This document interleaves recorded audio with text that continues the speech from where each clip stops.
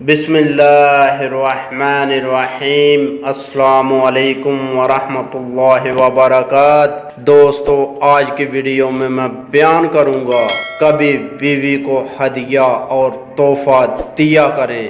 سامعین، انسان وقتاً فوقتاً اپنی بیوی کو ہدیہ اور تحفہ دیتا رہے۔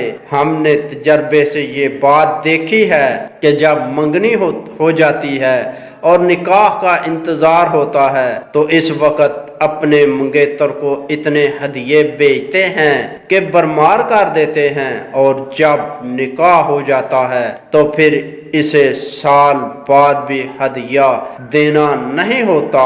یہ بڑی غلطی ہے۔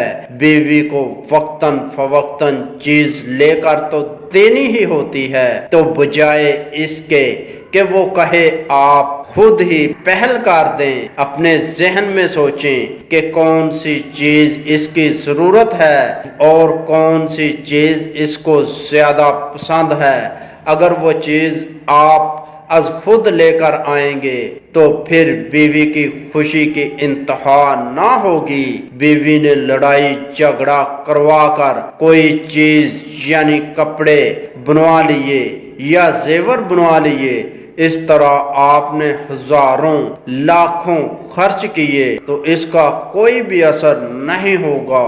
لیکن بغیر کہے اور بغیر مانگے اپنی محبت سے آپ نے معمولی سی چیز بھی بیوی کو تحفہ دے دی تو وہ اس کو بہت بڑی نعمت سمجھے گی۔ کوئی نہ کوئی چیز اپنی بیوی کو دیتے رہنا گھر میں محبت کا سبب بنتا ہے، اور اس کا سب سے فائدہ یہ ہوگا کہ آپ کے گھر کی تمام لڑائیاں جھگڑے ختم ہو جائیں گی۔ دوستو، امید کرتا ہوں کہ آپ کو میری یہ ویڈیو پسند آئی ہوگی۔